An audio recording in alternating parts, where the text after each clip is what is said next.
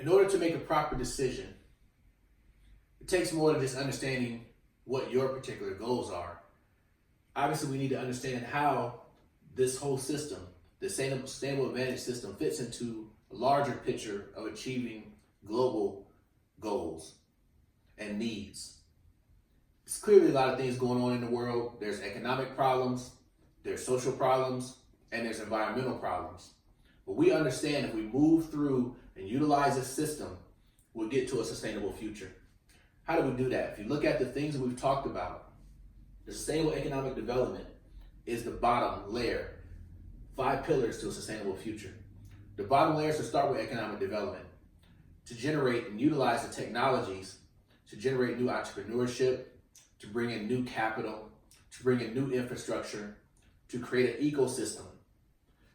That's the second part. So you create that by doing economic development. Sustainable Advantage economic development creates an ecosystem.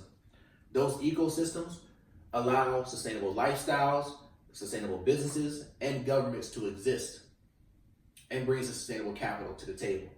That's where the core of the Sustainable Advantage program fits in. And then from there, that will generate new sustainable digital economies.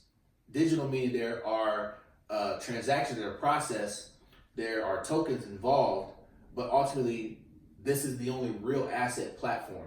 There are real assets generating real sustainable resources behind the scene.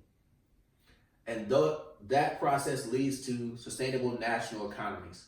For any country that has a significant portion of sustainable economics and the economy, economic system in it, it will generate national economies over time, sustainable national economies.